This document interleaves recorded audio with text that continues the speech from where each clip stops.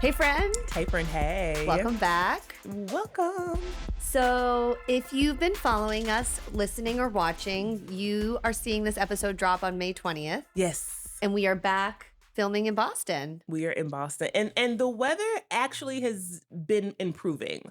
Winter in Boston when I come to film just feels like, why, God, have you forsaken me? So, I joke that these are the 6 weeks that make it worth living in Boston. It is believe it. beautiful. It's not too hot. It's not too cold. It's sunny.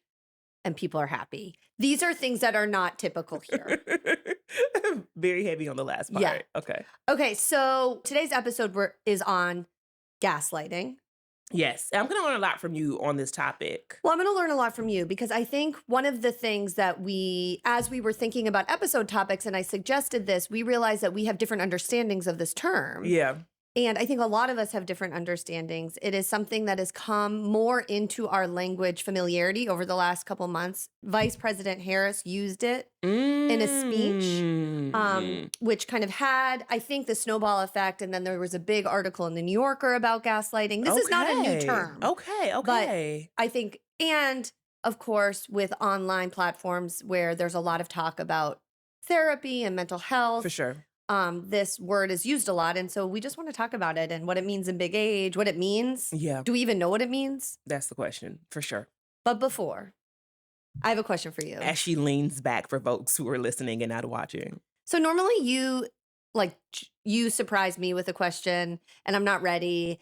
And as my uncle likes to say, when did you start clutching your pearls? That's what my uncle said. I met Margo's uncles over the weekend, by the way. Love them both dearly.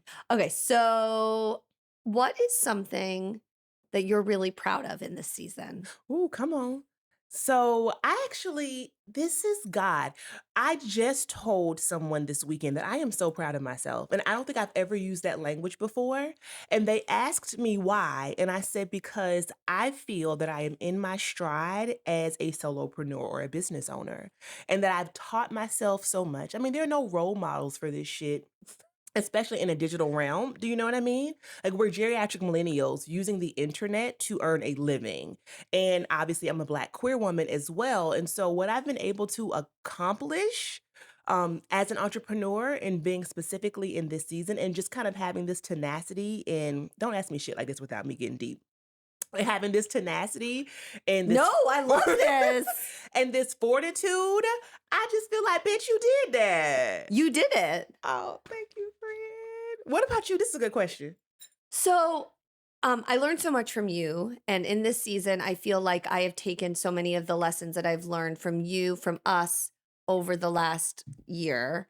But one of the things that I have been feeling really deeply that is new for me is this ability to find joy even when not everyone around me is joyful. Oh, I love this. And that has always been really hard for me because I've always felt really responsible for everyone. Yeah. And I still do, but I have been able to find my own rhythm separate from other people's experiences, which feels very, very new. And kind of like eye-opening. Yeah. Right. So it's like, oh, wow, this person is going through a hard thing.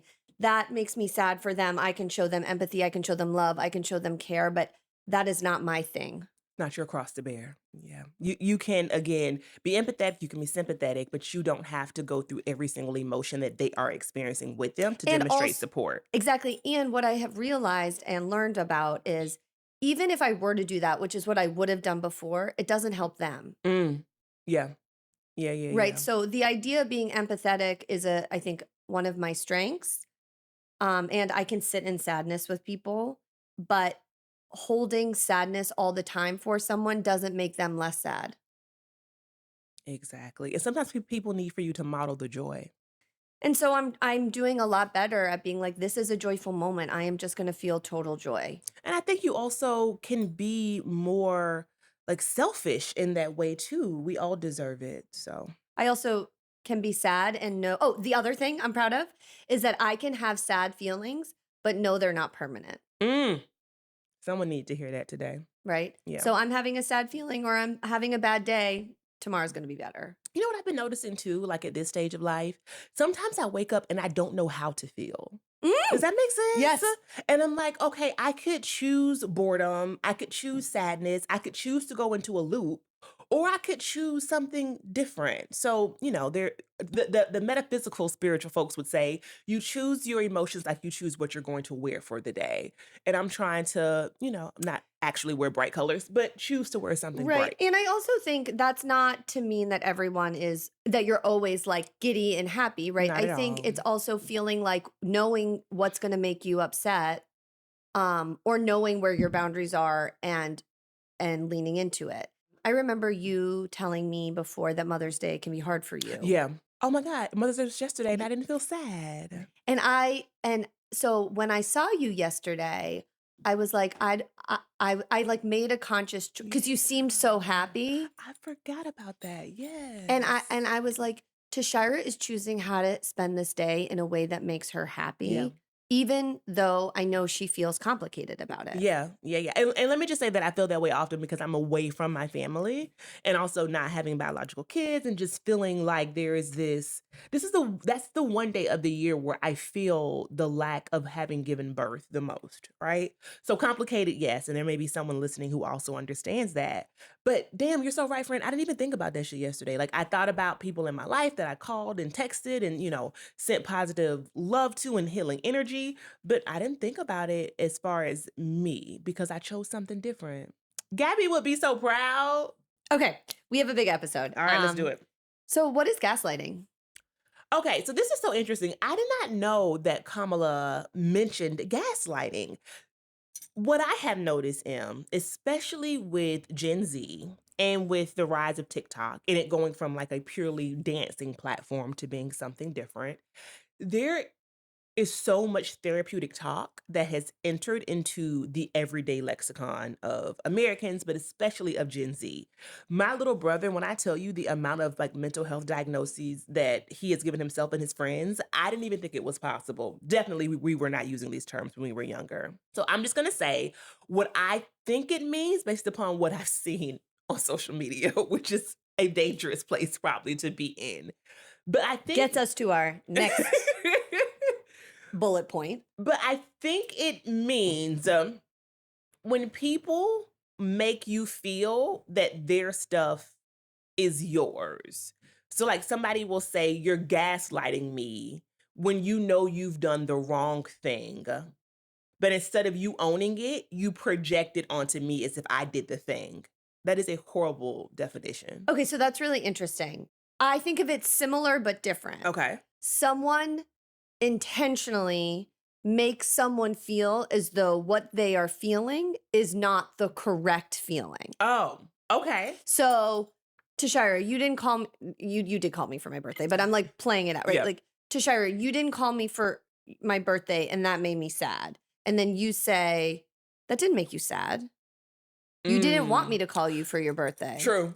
Okay. Yes. Or I pretend like your sadness is coming from someplace else. Right, or you're sad because your boyfriend didn't do blah, blah, blah. So it's kind of like this mental You're not jujitsu. sad. You're not sad because I didn't call you. Versus me just saying, damn, dog, I'm sorry. I should have called you. Right, I should have called you, or I didn't think you wanted me to call you, or I didn't know it would make you sad. I would never do something to make you sad. So it's also a lack of ownership. Mm-hmm. Okay. All right. Okay.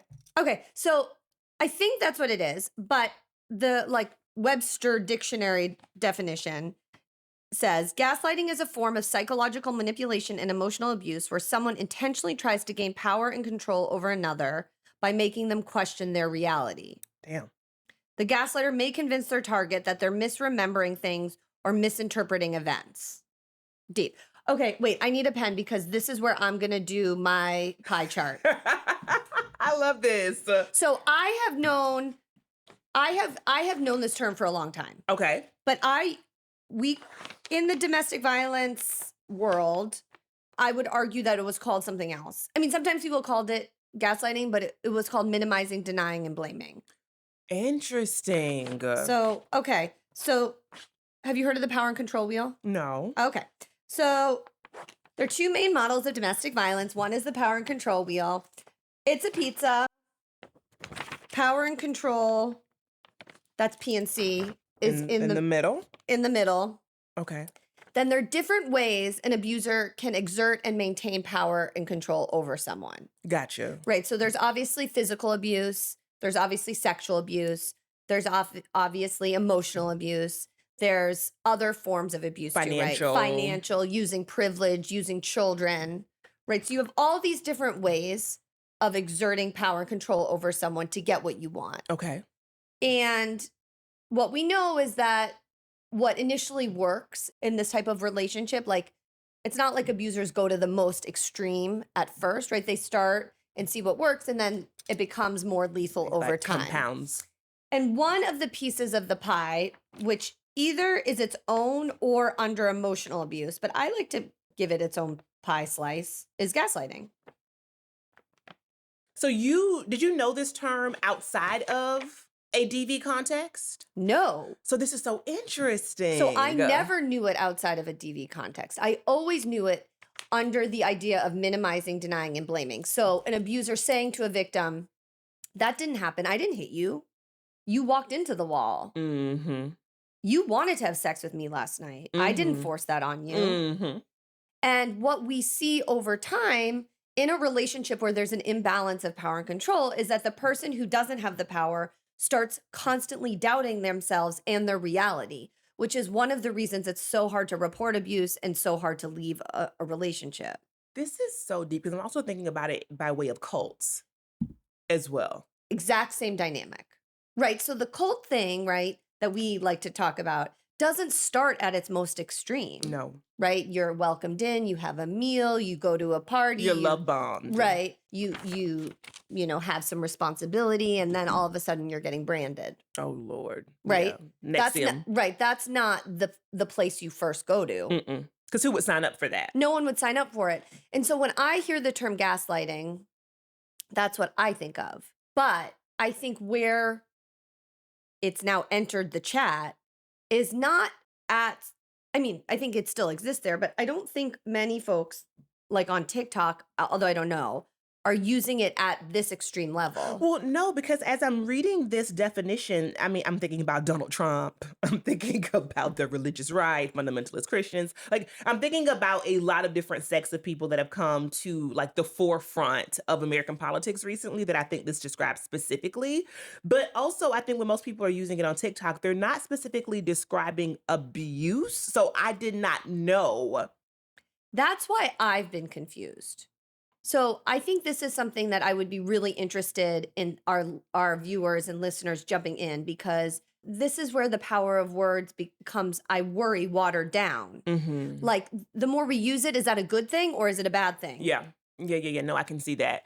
Because I do think that we need something to describe those situations in relationships that are not to the level of abuse, but where part of this gaslighting scenario still occurs, because we all know people like that, whether it's your boss or your best friend.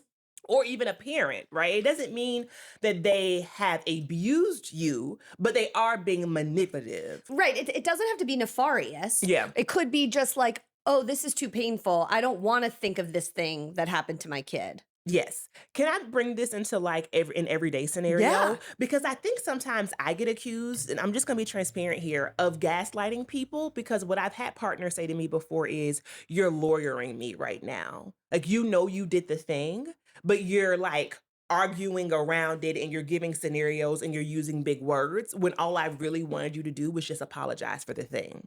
I was like, oh. So again, we need a word to describe that dynamic, because I don't intend to, but I would be lying if I didn't say there have not been times in my past that I've skirted around or made people feel like, well, no, that actually you didn't want me, that you're feeling and you need to work on da-da-da-da, when I just could be like, damn dog, I was wrong. So I've been accused of this too. And so this actually came to front of mind for me because Josh and I got into a huge fight. And he was like, you're gaslighting me. Oh, shit. And I was like, you are using that term incorrectly. Because in your mind, you went to. And he was like, you are gaslighting me by saying that. And then we just decided to not use the term anymore when we fought. Okay. Because I think we were both using it in a way that was making each other feel even worse than why we were fighting. That wasn't the Right? intention, right? The intention wasn't to wordsmith. And I think the thing that I got very caught up on, and I wonder if it's the same for you, is this concept of me intentionally trying to manipulate Yes, when yes. I was just disagreeing. So, like, we can Yeah, disagree yeah. about how something went down, how something was done, how you, like, you did this and it made me feel this way. Saying you didn't feel that way is gaslighting. That doesn't help the conversation, to your point. Well, and that's the thing too, because you talk about this a lot. I wonder if what we're describing, whether it's the use or misuse of gaslighting, is that we struggle at a big age and possibly all ages as a result of not the best emotional intelligence as Americans with knowing how to disagree with love and how to fight and how to have courageous conversations and experience conflict. Oof. Courageous conversations. Get that from my mama. That is, whoa. Yeah, Okay. like we can say the thing. We can communicate out of love. We can determine the boundaries by which we have a difficult conversation. And we can be disappointed, right? So we can have negative emotions about Yeah. things that don't end up in negative consequences, Oh, that's deep.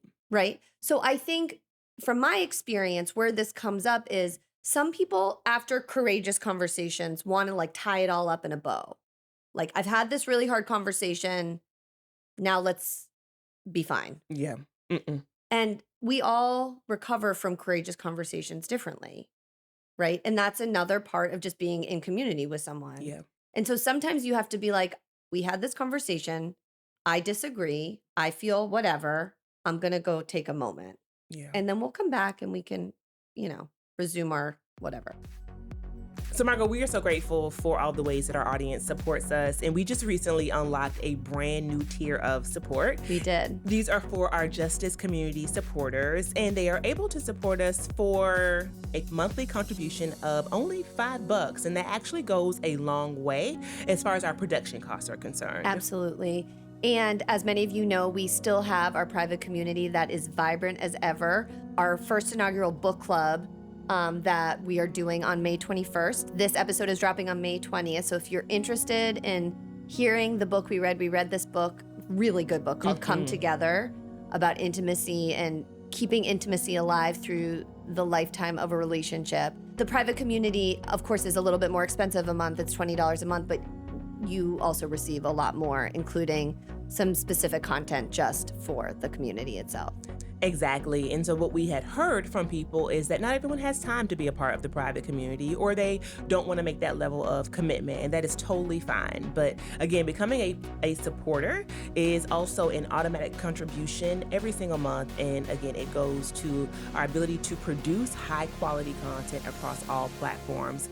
We would love it if you would become a supporter and or join the private community. We will have a link down below.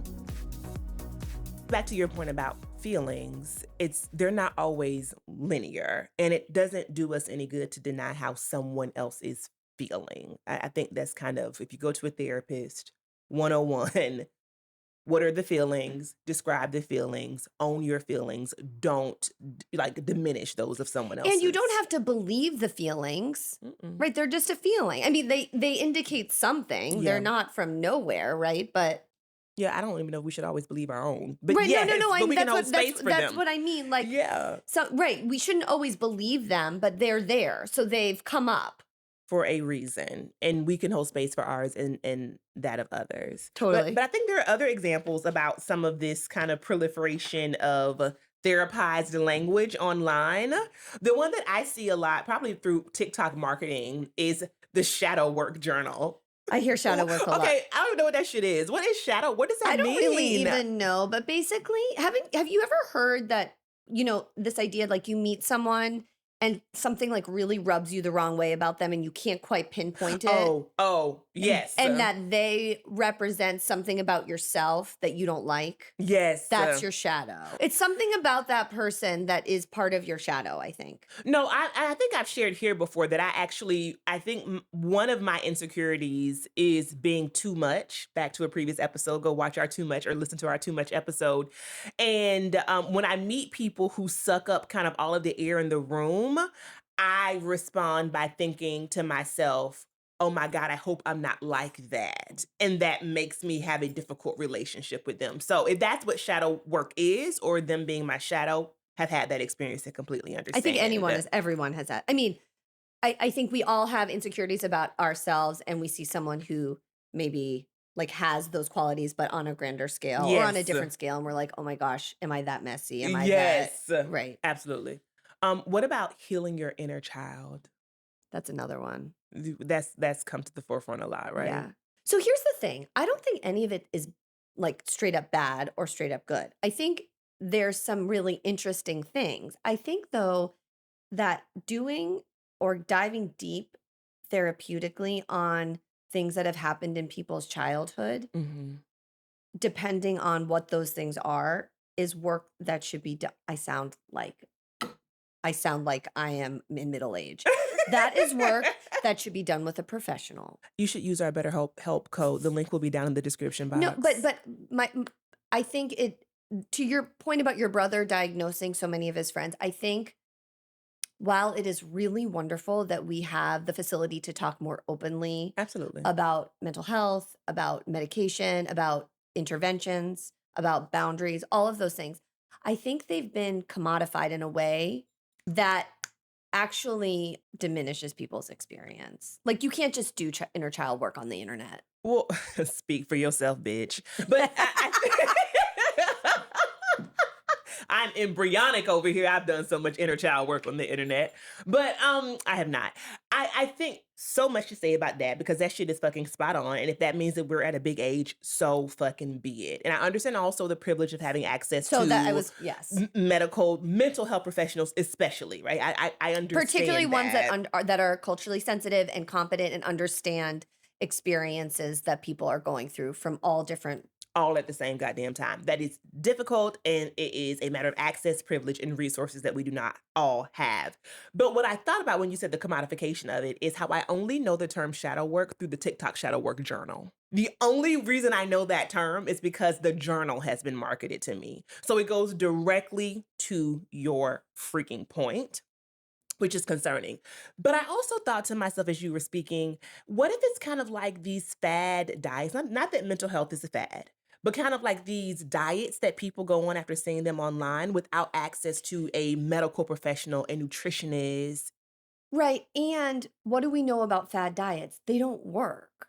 Yeah. Right? So you do them, you might lose 10 pounds, but then you gain 15. And so that is exactly my concern. So you like dip in to your inner child or you dip in to your shadow, some stuff comes up and then you what do you do with What do it? you do with that? I remember I had this is me sharing a story very transparently, but I think it's relevant and I should share it in this case. My dad, one of my earliest memories of him is that we were in the car and he went to go buy drugs. And we were parked out in front of a convenience store, and somebody jumped through the sunroof and started choking my dad. And they were trying to get money from him because he owed them money for dope. And I remember going through EMDR and recounting this experience during that conversation. And what came to me was, why was I in the car with my dad when he was a known drug user and abuser? And I think on my paternal grandmother's side, a lot of what was used to get him off drugs was his relationship with me. Was you have a child, you should get off drugs. But when you're actively in addiction, not your concern. Your high is your concern, right? And so it was some negligence by the fact, because I remember she kept calling, like, has Tashira eaten? What is Tashira doing? So she knew that he was up to no good, but yet I was left with this man alone. Fast forward, had this recognition, talking to my cousin about it. And she said, but Tashira, what are you supposed to do with that? She was like, "What are you supposed to do now with your relationship with your grandmother that this has been revealed to you? How do you get past that?"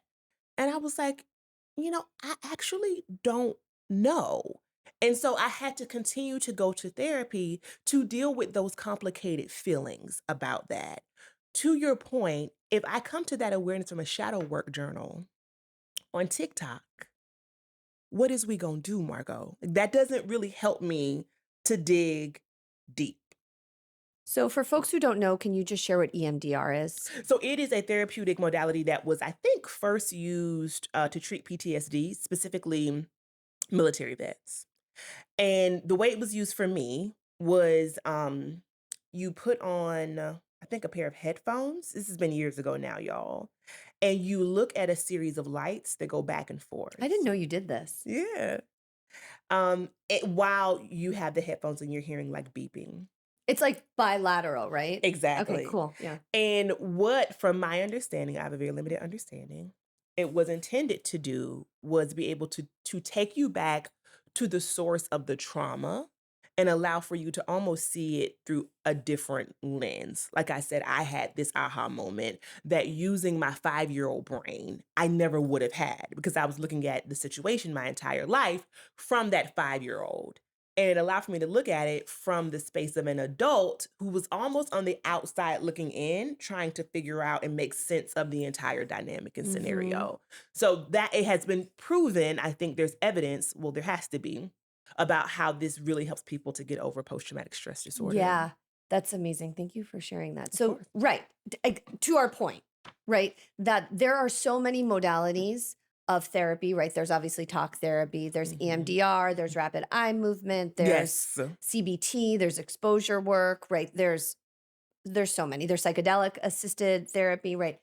And you and I have, I mean, between the two of us, we've dipped into many of them. Many, over many years, um, for sure. but to also your point and my point too, like what happens in some of these different relationships or actions is your brain changes, right? So your brain holds memories and holds experiences in a way that protects you. And sometimes those protective qualities actually destroy you, Mm. right? So like you could be really anxious or you could self-harm or you could be angry or I mean there's just you could be depressed. Like there's so many things that our bodies and minds do to kind of protect us from bad memories and bad thoughts. And so releasing them of course is very important in a healing journey, but doing it in a way that doesn't cause more damage is also equally important. And sometimes it's not the right time. Today's episode is sponsored by our friends over at Osea, and we're so excited because now it's time to talk about hydration, and not just on our faces, which we talk about often, but over our entire bodies. And Osea has a clutch product that they've just released called the Hyaluronic Body Serum. It's a breakthrough in body care from Osea, and it's clinically proven to instantly increase hydration by 161%. How did they even find that out? That's amazing. That is absolutely amazing. But we're not surprised No. because OseaIsBomb.com. And speaking of such, actually, you can achieve your summer glow now with Osea's clean vegan skin and body care products during their amazing Memorial Day promotion. It actually starts in a few days on May 22nd through May 27th, and you get a free full-size Andaria collagen body lotion with orders over $135. Plus, you can pack on the savings with an extra 10% off your first order site-wide using our code JUSTICE10 at OseaMalibu.com. On top of that, you'll get free samples with every single order and free shipping on orders over $60. Hop over to OseaMalibu.com and use code JUSTICE10 for 10% That off. feels really, really hydrating. And I think the idea is, right, that you use the hyaluronic serum first and then the collagen lotion, but it's not thick. It's like really feels hydrating and luxurious. Thank you, Osea, for sponsoring Thank today's you, episode. Osea. So there's another like interesting part of this conversation, which I think gets to the online social media therapy, Yeah. right? All of it is really important, and it's important to know kind of how you're interacting and how you're showing up in the world. But you don't always at every moment have to be working on your trauma. Yeah, some of the delulu is, as you mentioned earlier, like it is a mechanism to keep you safe. I mean, our brains do that intentionally. And so if you are not in a space to safely unpack some of the trauma or things that you've been through, I wonder if it's just we have to survive. Sometimes you just don't have the space to do the work. Hmm. And it's not that that means like putting blinders on to what you've gone through or what you're experiencing, but it might not be the right time to be digging deep or evaluating everyone in your life and how they've like are showing up and harmed you and blah blah. Like you could just be like, you know what? Over the next couple weeks, I'm going to be really busy and I want to enjoy this trip or I want to enjoy this weekend. I'm not going to do therapy on Friday. Yeah, yeah. Because isn't ultimately the goal some level of self awareness? And so I might be aware that my baby daddy ain't shit. It doesn't mean that I'm gonna leave him tomorrow with a part-time job and I have 5 kids. Like I'm going to say this relationship is not the best for me, and as long as I'm not being harmed or abused, the goal is X, Y, and Z by X, Y, Z date, Right. maybe. But to your point about, lawyering your partners or lawyering situations, I think gaslighting is one of those terms that is used sometimes incorrectly in a way to kind of confuse. I'm not saying you did this, but but I think that it can be used to confuse people so that at least in my experience it has been. So then you're like, "Wait, what are we fighting about?" Yeah, What exactly. Everything just begins to get incredibly murky. And the fight, then to the point that you gave earlier, becomes about something else and not actually the root of it, which is also dangerous because then the issue just continues to spiral and come up over and over and again. simmer. Yeah. But I want to go back to this idea about sometimes we are not in the best place to like face ourselves. Um I like to say give yourself grace or give myself grace and give myself space and room to heal. And to quote Alex L, and we've talked about this before, we don't have to experience or expect for healing to be linear. And we shouldn't expect everyone to support our healing. In fact, some people are going to be like active dissidents to it because likely it's going to shape our relationship with them for sure. So, how do you feel? Like, what's your perspective, Shy, on how this term and kind of our cultural awakening around therapeutic models has entered kind of the political chat? So again, like I told you, when I was initially listening to you and also reading the definition that we have in our outline about what gaslighting is, the gaslighter may convince their target that they are misremembering things or misinterpreting events and present their own thoughts and feelings as the truth. And I have a direct example of that, Margot. And it is from someone we've talked about on the podcast multiple times, one known as Mr. George Santos, who last time we spoke about him, you told us about the many, many, many federal indictments I think he's currently facing. But by way of gaslighting, recently folks may have seen in the news where a drag queen from Brazil shared a picture online of her and George Santos, and George Santos is obviously in drag. Do you know what he has said in response to it? I don't, but I imagine he denies it or said it's someone else. He said, "This is not me, and I categorically, using that term specifically, deny ever having dressed in drag." Bruh, we're looking at a picture of you. Yeah. So this is so interesting that this is what you bring up because I have felt that we have been gaslit by the entire political Entire. system, Entire. right? And so actually, what I've been thinking is one of the reasons we're so confused about this term is that we are living in a reality where people in power do things and then tell us they're not doing Mhm. those things. It is completely Orwellian.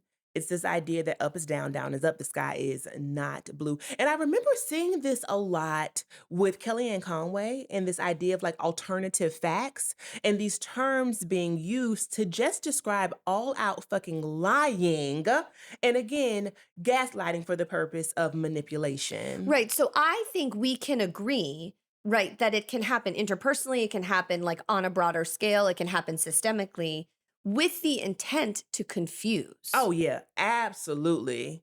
So you can disagree or you can have a different experience like, oh, it's warm out. Oh, I don't think it's warm out. That's not gaslighting, No. right? Those are like, we have different body temperatures, right? Or we can experience an experience differently. We're different people. But when you are telling someone like your feelings are not true, what you are seeing is not real, that really does something to your brain. Well, think about it, especially when it's happening from all of Fox News. You know, when there are actually like moneyed interests, people who represent hegemonic power, who have a microphone and are using it to confuse and to sow these seeds of misunderstanding. So yes, once again, we are all from that perspective. Politically in a time when we are indeed to some degree or another being gaslit for sure. I mean, we're recording this in May, kind of in the midst of Donald Trump's trial in New York. And while we're Mhm. trying to stay away from it, because, like, really, how could we spend time talking about what the insanity of our reality is? Mhm. It is like a societal gaslighting. I mean, he leaves that court every day and was like, it went great. This is a man who has lied in every aspect of his life and harmed people through every door he's walked through and had people pay off Mhm. for his benefit Mhm. in the most kind of dirty, sad ways and is running for president and sees nothing wrong with And it. will use his platform for the party of morals, right? Which is what the Republican Party is supposed to be about. It's law and order, it's morality, it's family values. But everything that we know about who he is anti that. But people will just ignore it because we're being gaslit and told to. Right. And so I think that's actually what is happening, that we are all so confused about what is going on kind of in our minds, in our lives, in our families, in our world, that now I feel like we can question other people's intentions in a way that maybe we couldn't before. Yeah, very good point. I also wonder if the activity of gaslighting is perpetuated more against women than men, I mean, when we talk about power and privilege, going back to your wheel, I could definitely understand how patriarchal violence can be leveraged against women in that way. right? So you even think, I don't know, but that would be my hypothesis too, right? Yeah. So you're using your power. Your power is obtained through different modicums of privilege, right? And then you use that privilege. So that could be whiteness, that could be maleness, that could be economic status or societal status. Who holds most of that in our Yeah. country? That's white men, right? And so then using some activity to hold that power and gaslighting being one of that. Mhm. So if you want to bring it back to Trump, right? Like think about like how Stormy Daniels has been treated Oh my throughout this whole god. thing. And so this idea that, you know, she's doing this because it benefits her. And I was joking, I don't know who I was joking with. She got paid off like $120,000 or It something. actually is not a lot of money. I mean, let's just keep it a stack. Right. Is a very successful adult performer. Yeah. $120,000 is not, it's not nothing. I mean, it's a lot of money, Yeah. but do you know what has happened to this poor woman's life? I think of life in terms of like a currency in terms of how much Birkins costs. And I mean, a Himalayan can cost $100,000. So she was literally given like a handbag, bruh. Like let's be honest, for what she has experienced on the other side, and no one would willingly enter into this type of dynamic. Right. Death threats, people following her. But wait, two sentences about Stormy Daniels because someone listening may not know who she Oh, is. yeah. So Stormy Daniels is someone who Trump had a sexual relationship with while he was married to Melania. Consensual. Consensual, went to his room, and she says she didn't intend to go there to have sex, but she did have sex with him. It wasn't what she Gotcha. wanted, but she has never alleged that she was raped. And he did not pay Oh, her for sex. he did not pay her for sex. It was not an exchange. Okay. But she did get paid the $100,000 plus because of what? Hush money. My understanding is when he was running for president, after the Access Hollywood tape came out, where our former president was on tape saying that he liked to grab women by their PUSSYs.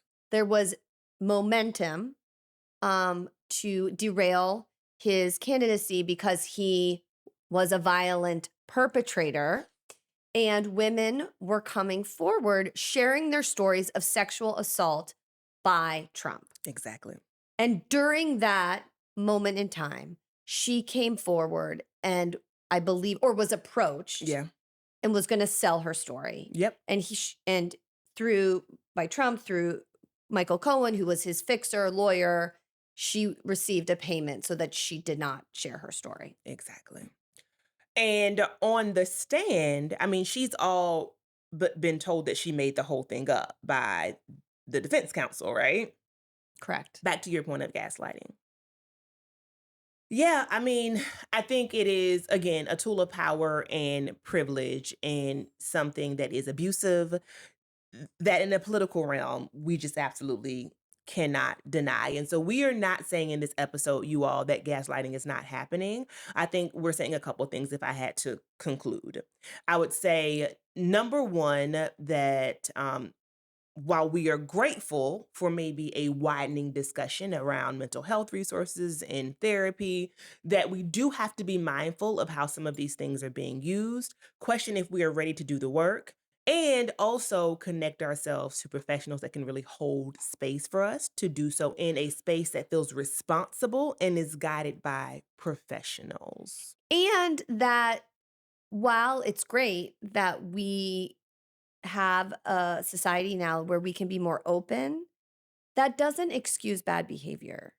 Never. So, I mean, maybe that's a whole other episode, right? I have seen like some people kind of pathologize what's going on in a way to like defend their bad behavior. Do you know how I see this used a lot? And again, big age, I own it. Gen Z at work.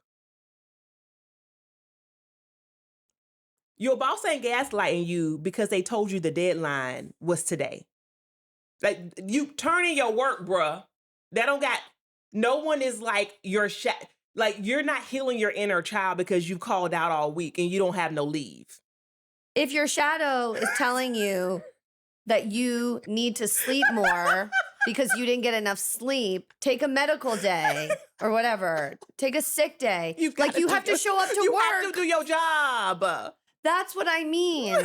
So this is where I think it actually cheapens No, that's fair. Right. Like, there are people dealing with real levels of trauma that a lot of people could never understand. And that is fine, except for the fact that you can't use your mental health as a sword to excuse you from doing your life. Woo, child, make that a real. Okay, you're going to hate this. What happened?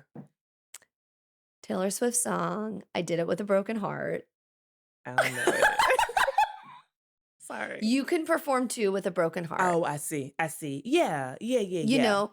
Well, because resilience is also a mental health concept. It is a tool in your toolbox that we need to develop in young people. Ooh, child, that boomer mentality is coming on out of you in your big age. I believe that we all deserve the space to heal. And that's also, I think, why Justice, I hope, is an important platform, because anything that's not growing is dead. And people's analysis and awareness of the world shifts. And I think at this point, as people who I hope possess a modicum of wisdom, we can assess the world differently than we may have when we were 25 years old and calling out because we were hungover. Yeah, and I think the kind of lightness maybe that we feel is because we know that some of the darkness passed. Mm-hmm. And it will always. And it always will. Well, thank you all so much for listening to today's episode. Let us know down below if you are either commenting on YouTube or over on Apple or somewhere where you listen to your podcast, on Spotify, for example. Leave us a review, but let us know your thoughts on gaslighting, healing work, and if you were also doing your shadow work. What that's like, and what if you have done it or are doing it, did you feel safe? Yeah. And was it done responsibly? And was the journal helpful? Because maybe I should buy it from TikTok. Maybe we should sell a shadow journal. We'll see y'all next time.